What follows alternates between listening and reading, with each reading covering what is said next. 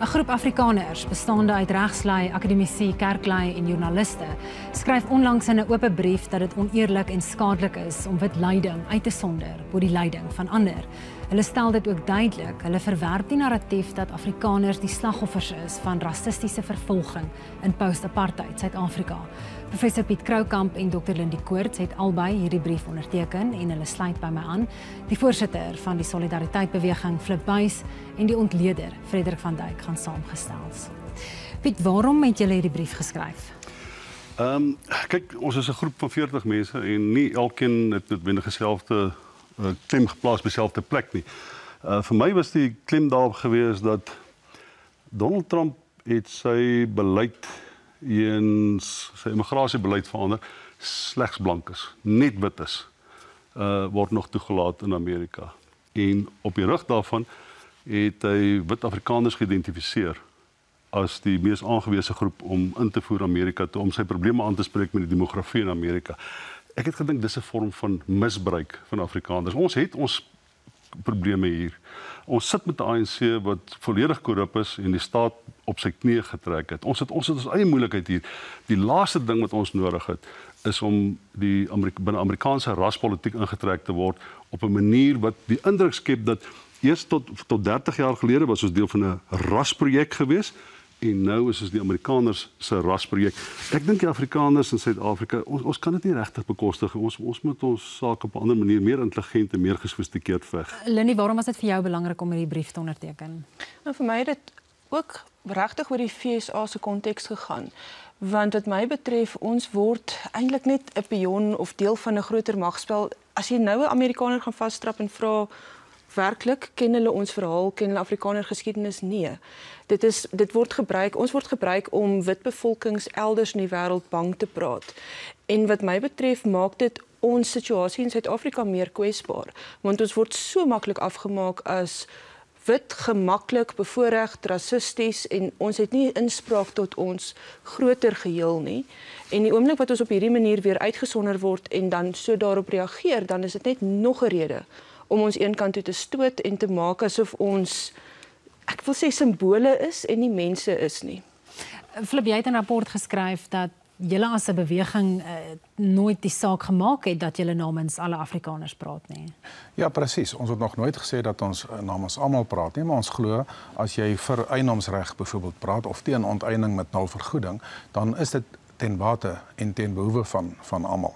My probleem met die brief was dat die ANC eintlik verskoon en dat die geweldige diskriminasie en die krisisse wat die ANC veroorsaak, dat hulle as gevolg van hierdie brief en hulle dadelik 'n verklaring uitgereik waarin hulle die oop brief verwelkom het.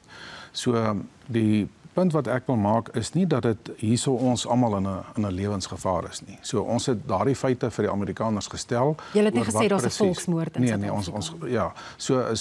Ons het die feite vir die Amerikaners gestel. Maar my probleem kom, jy weet, ons kan nie 'n situasie hê waar as 'n vrou deur haar man mishandel word, dan mag sy nie kla nie want haar buurvrou word erger mishandel deur haar man, jy weet. So natuurlik is hier geweldige krisisse en swaar kry in die swart en die bruin en van die ander gemeenskappe in Suid-Afrika.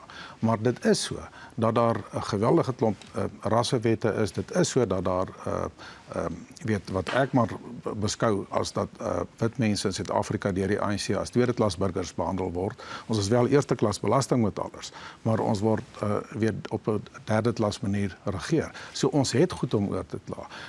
Maar dit is nie dat ons onsself sien as slagoffers nie, dit is nie dat ons onsself sien as vlugtelinge nie. Ons dink dit is 'n oplossing nie, dis 'n oplossing vir 'n klein groepie mense wat geweldig deurgeloop het deur geweld en so aan. So ons het vir die Amerikaners duidelik gestel dat die oplossing uiteindelik moet in Suid-Afrika kom en nie in Amerika nie. Frederik, jou mening oor die oop brief? Jy het hom nie noodwendig onderteken nie, maar wat maak jy daarvan? Ek het 'n voeltjie oor vlei dat meer mense die brief sou onderteken het, maar toe breek al geveg uit oor die betekenis van die begrip Afrikaner en toe stig die helfte af en stig 2 nuwe kerke en 'n nuwe politieke party. Maar in alle erns, eerstens ek het twee redes hoekom ek nie noodwendig 'n probleem met die inisiatief van die brief het nie. Die eerste rede is dat ek dink ons moet as Afrikaners vir Trump met 'n knippie sout neem. Ons moet versigtig wees vir die Trump-administrasie se politiek. Ons moet versigtig wees om ons eiers in daai mandjie te plaas. Dis nie noodwendig in ons beste belang nie.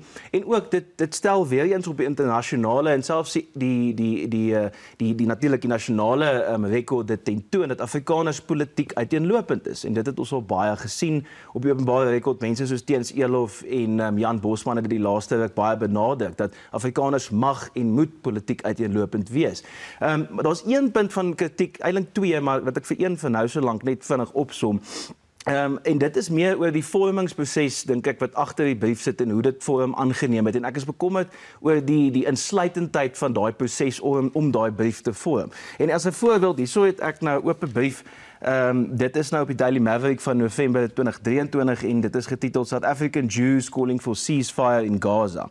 Nou hierdie oop brief is geteken deur sowat 706 mense uit die Suid-Afrikaanse Joodse gemeenskap uit en dis 'n gemeenskap wat volgens die Kaplan Instituut sowat 52.300 mense groot is op die oomblik. So as jy daai som maak, is dit so skaflike 1.3% van hulle baie noem dit nou maar tight-knit of gemeensame gemeenskap in Johannesburg en Kaapstad wat hierdie oop brief onderteken het oor die geweld in Gaza. Nou vergelyk dit met hierdie oop brief waar ons sowat 45 uit sê net maar konservatief beraam 2 miljoen Afrikaners in Suid-Afrika. Dis 1/50.000ste.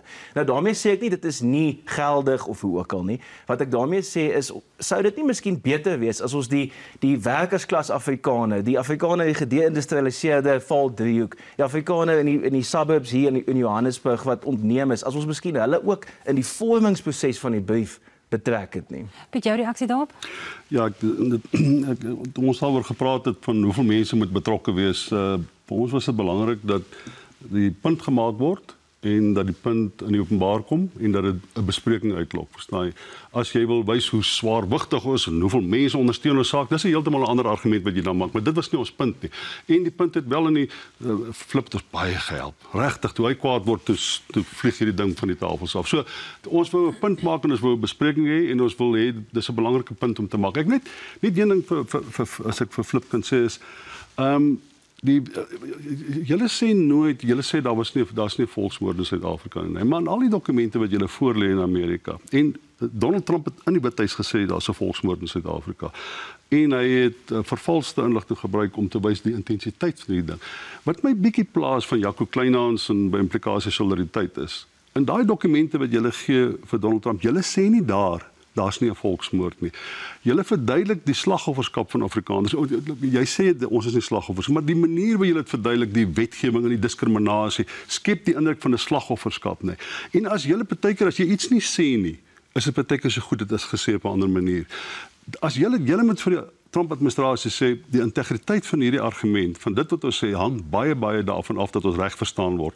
En ons sê nou vir meneer Trump, daar's nie 'n volksmoord in Suid-Afrika nie. As ons wil verstaan die konsekwensies en die gevolge van die raswette en waaroor ons regtig kla, kan ons nie toelaat dat daar dus afleidings is soos die argumente daar volksmoord is. Lindy, ek gaan laat Flip reageer en gaan ek na jou. Ja, kan ek net sê daar's 'n misverstand. Lyk vir my by baie van hierdie ondertekenaars van die brief.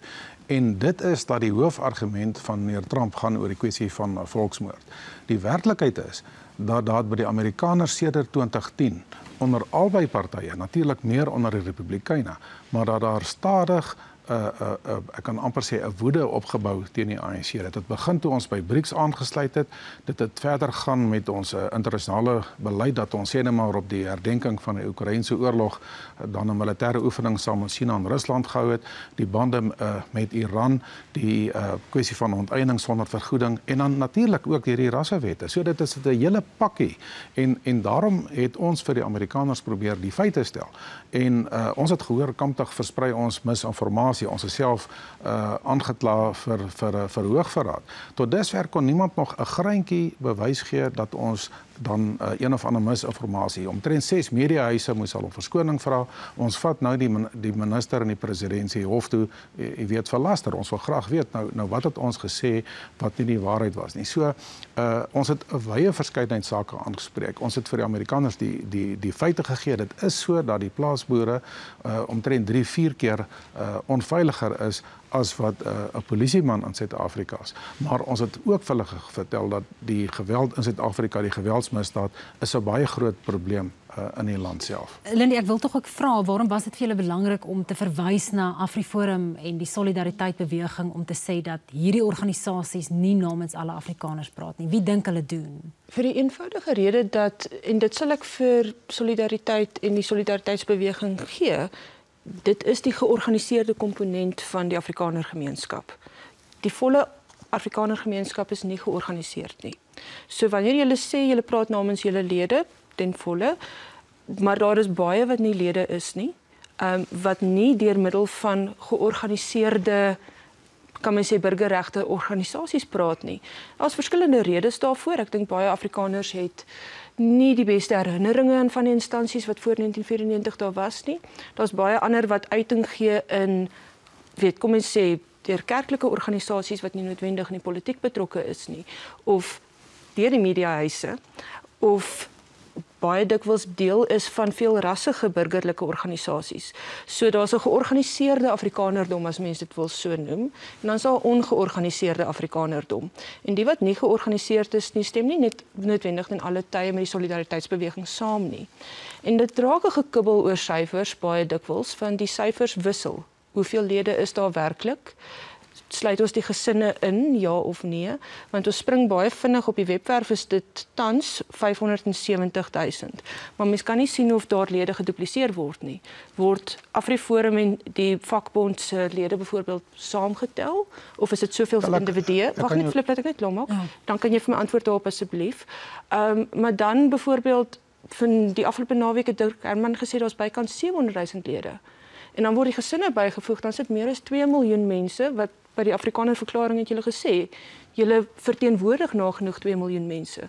Daar's skaars 2,7 miljoen wit Afrikaners. So baie dikwels is dit 'n ding tussen waar lê die harde feite, soos presies, is 'n feit. Julle gebruik nie die woord volksmoord nie. Maar waar lê die persepsies? En ek dink enige bemarker of regsgeleerde gaan weet om 'n gedagte te plant is net so effektief dikwels as om 'n harde feit op die tafel neer te sit. Gaan jy laat reageer? Ja, kan ek net sê, as mense dink dat jy kan vir die Amerikaanse regering 'n klomp valse inligting gee en jy gaan daarmee wegkom, dan is dit 'n fout. Hulle is baie goed ingelig oor wat hier in Suid-Afrika aangaan. Ek kan nie verantwoordelikheid neem vir meneer Trump se standpunte nie. Ons kan net sorg dat ons vir hulle die inligting deurgee. Die probleem wat ons het, is dat die mislukking van die ANC se diplomatieke proses, dat hulle ambassadeurs aangestel het wat nie vir die Amerikaners aanvaarbaar is nie, en dat dit van ons 'n groot energie geverg het om die feite vir hulle te gee en sê, moenie asseblief nie AGOA afskaf nie, moenie die tariewe opsit nie. Ons het vir hulle feite en syfers gegee oor watter invloed dit op Suid-Afrika gaan hê. Ons het hulle gevra, as julle vir die regering kwaad is, moenie die land straf nie. Die dilemma is dat hulle is geweldig oor 'n baie front van onderwerpe, het hulle geweldige weerstand in die ANC ontwikkel. Die korrupsie, al hierdie goed, hulle is presies ingelig, hulle weet baie goed. En net om vir Lindy, ek het laas gekyk, meer as 600.000 van ons lede wat nie weet 'n duplikaat is nie, as jy die gesinne bytel, as jy wil. Die feit is net, ons stry nie oor daai getalle nie. Ons sê net, ons kyk ook na meningspeilings, en ek kan vir jou sê, die oorweldigende klomp mense in Suid-Afrika, Afrikaners as jy wil, is gekant teen hierdie rassewette. Hulle sien onteiening as 'n groot gevaar. Hulle is baie bekommerd oor die korrupsie en so meer. So wat ons nou nodig het in die land is politieke druk, natuurlik in die binneland van oppositiepartye, die media, burgerlike groepe, maar ons het ook druk uit die buiteland nodig. En as dit nie vir die druk uit die buiteland ook was nie, dink ons sou onteiening baie vinniger suid gegaan het as wat dit nou het ons meneer Ramaphosa wat uiteindelik erken dat jy weet, dele van die onteieningswet is ongrondwettig. Frederik, ek wil jou tog vra, is jou argument dan dat hier die fokus van so 'n soort brief eerder weier moet strek as miskien die kwessies wat aangeraak is, as jy sê dat die Afrikaner werkersklas miskien nie betrek is nie? Ja, is dit 'n gesprek wat in elite-kringe plaasvind? Ek is net bang die indruk, en ons praat nou hier oor persepsies en indrukke, ek is weer eens bang dat daai soort indruk word onder die Afrikaner mense geskep, dat hierdie is weer eens net die slimmes en die Afrikaanse kapitaliste wat besig is om deur een of ander oefening nou weer 'n brief buite te sit wat oor bepaalde goed adapsie maak, maar is dit nie miskien nodig om tydens daai vormingsproses daai soort insette te gehad het, miskien bietjie langer tyd geneem het, te sê, okay, kom ons praat en ons konsulteer. Ouens soos Barend Lagransie het die vermoë, hy het die voete op die grond om daai soort gesprekke te kan voer. So dit sou interessant wees om dit in daai opsig te sien. Anders is daar die persepsie dat jy hierdie afdeling van die Afrikaanse intelligensia en van die Afrikaanse kapitaalhebbendes het wat jy weet eintlik maar vir die res voorskryf en sê hier's 'n oop brief en dis nou wat gesê. Dink jy die Amerikaners en die regering dink dat AfriForum en Solidariteit namens alle Afrikaners praat wanneer hulle Washington besoek? Daar seker die moontlikheid, maar ek moet vir jou sê, ek dink dit is juis om daai moontlikheid nie noodwendig te werk nie, maar om te komplementeer, sou dit goed wees as hierdie soort brief uit 'n baie meer demokratiese, broad-based grassroots, as ek nou daai woorde mag gebruik, kant af gekom het. Dit vat meer werk, ek gee toe, maar dit sou waarskynlik groter indruk gemaak het op sekere plekke. En as jy my toelaat, is daar nog een dingetjie wat ek wil byvoeg rondom die ding. Daar word, en ons het nou, Piet het byvoorbeeld gesê, dis baie belangrik dat dit wat nie gesê word nie, is dikwels amper net so goed soos dit wat wel gesê word. En in die brief staan daar byvoorbeeld dat Suid-Afrika word die ernstige uitdagings in die gesig gestaar, misdaad, ongelykheid en die blywende nalatenskap van apartheid. Nou dis alles onbestrede. Ons kan daarmee saamstem, ons almal wat hier sit. Maar ek weet, is daar nie bietjie van 'n kausaliteitsprobleem nie? Sou mense nie ook wou byvoeg en dit sluit by die konsultasiepunt aan. Korrupsie, staatskaping, die huidige ECB-model. Die brief gelees, dit staan daar. Piet, het julle hierdie brief aan die ANC word by name daar genoem in daai brief. Dat hulle verantwoordelik is vir die groot skade wat in Suid-Afrika aan die gang is. Piet, ek gaan vir jou die laaste woord gee. Het julle hierdie brief aan president Donald Trump geskryf? Nee, dit was gemik op die New York Times artikel. So dit is nie nie aan hom gerig nie. Nee, kom ek net vir die laaste ding sê, Jaco Kleinhans het byvoorbeeld vandag skryf op Twitter hoe bly is met die nuwe ambassadeur wat in Suid-Afrika toe kom. Hierdie ambassadeur het hierdie week voor die Kongres verskyn. Hy het geweier om te erken daar dat hy wou nie om teespraak uitlewer oor die waarskynlikheid indien dit sou gebeur dat swart Amerikaners hulle stemreg verloor nie. Hy wou nie uitspreek daaroor, het gesê nee, hy gaan nie om uitspraak daaroor lewer nie. Sien jy die karakter wat hulle hierdie kant toe stuur? Sien jy die white supremacist tipe van karakter wat hierdie kant toe kom? Ek wens ons het meer tyd gehad om gelukkig om nou dit verder te neem. Julle maar baie dankie Piet, Lindy, Frederik en Flip, baie dankie vir julle tyd vanaand.